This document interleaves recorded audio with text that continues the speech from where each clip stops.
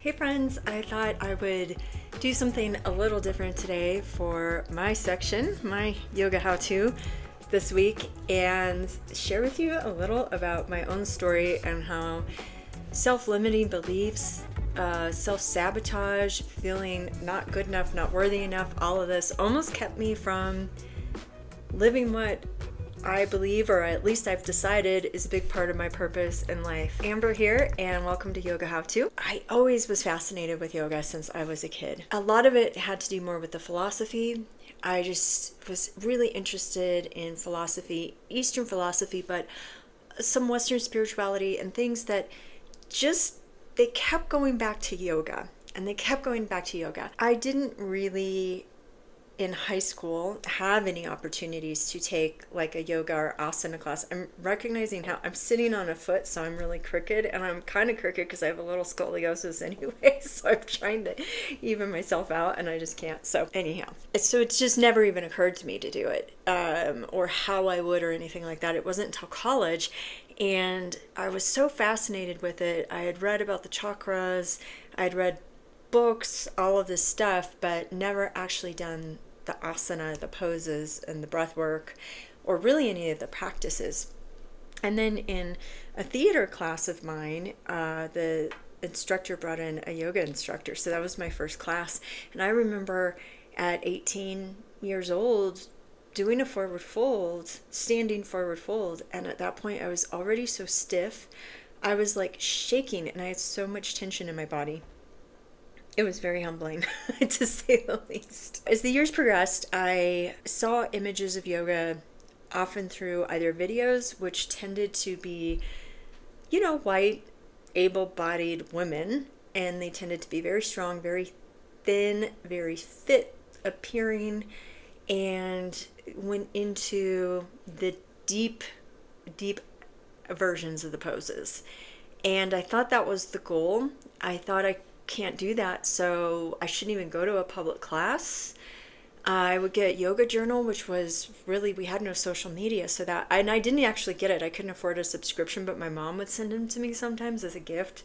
And but I would just see these people in the magazine, and it was, my understanding is they're better now, and they show different bodies, different races, different, all kinds of different gender identities and things. Like, it's not just one type of person, but it very much was back then, and you weren't seeing much modifications. If you were, they weren't represented in the same light. I think we generally try to represent other aspects of poses in now.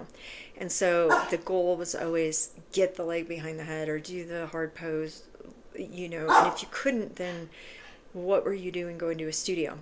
Now, I will say this, and this is something I've learned that I've tried to bring into my own studio. I always felt comfortable going to Kundalini classes.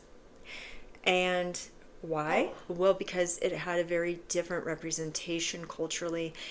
People dress, there's not sexy dress for it. And I'm not saying anything about whether that should be a thing or not. This is not a commentary on that.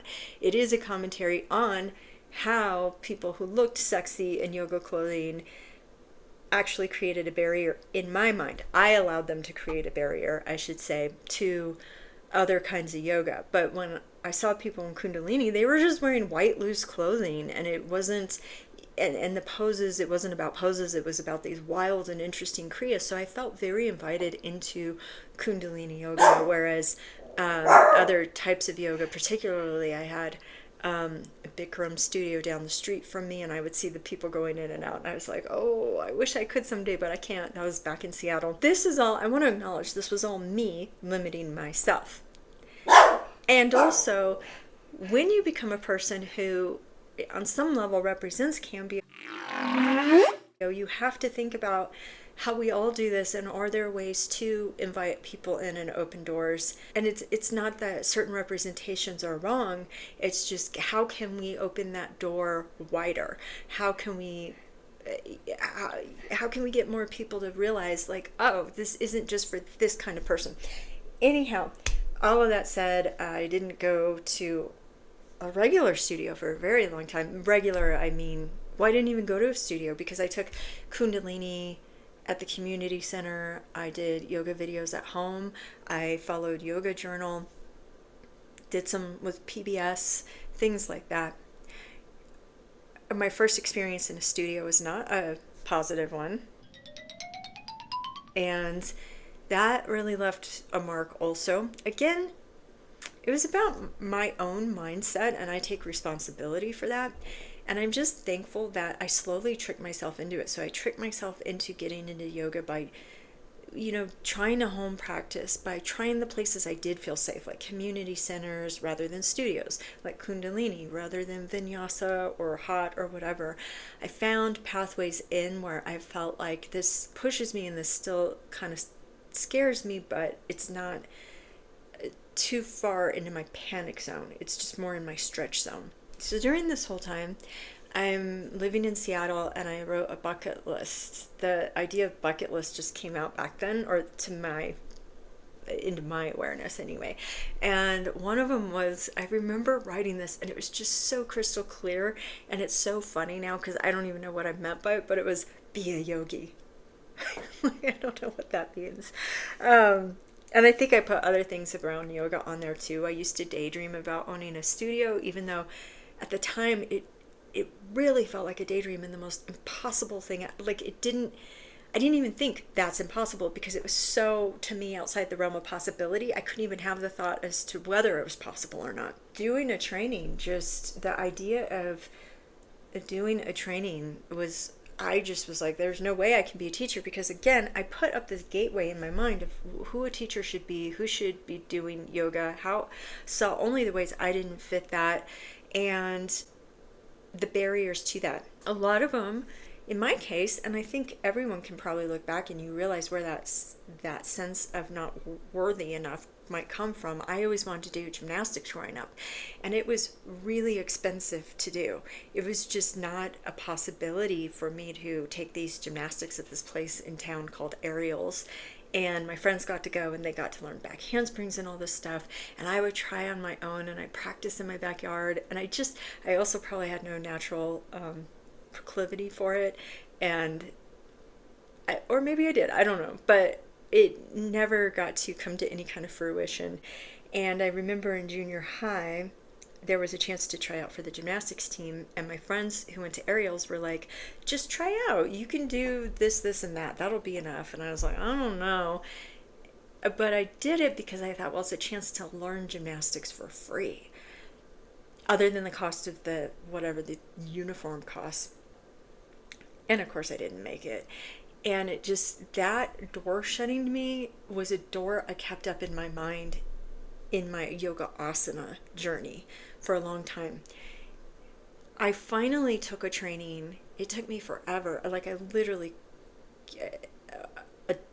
think a decade before I took a training. And that training I took, I was working at a library in a little town called Palmer Lake in Colorado, and there was a sign up for yoga teacher training. And I called her and I'm like, I'm signing up. I had never taken her class. She's like, don't you want to come take a class and make sure I'm a good fit for you? And at the time I was like, I do not care if you're a good fit. I feel safe doing this in this little tiny town where there's maybe going to be one or two other people in the class with me, and in this woman's house, not in a studio. It just felt like I want to do this. I don't care about teaching yoga. And that was another thing I kept saying during my training. I'm not going to teach yoga. I'm not going to teach yoga.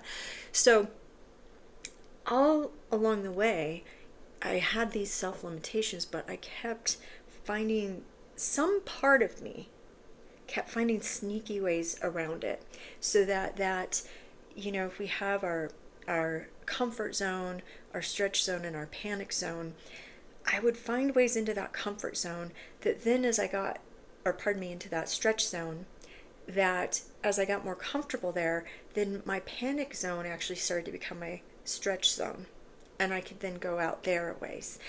And I can look back and I can see how I did that little by little along the way. It was not my plan or my intention, but I can see that. And I'm so grateful for at least the ways I figured out to be comfortable enough and safe enough to try it and to risk it. Because without those, I would have been stuck in my comfort zone only, and I would have never that panic zone would have never reduced down into stretch zone, which then would reduce into comfort zone. There would have been no growth. And so, yeah, I don't know. That's all. I'll leave it there for today. It's just maybe as a suggestion to, rather than worrying about what your limits are, what you can or can't do, or who this or that is for, how can you find a little way in, a little toe in the door of what you really want to do and about what you're passionate about and care about. All right. Thanks, everyone. Have a great day.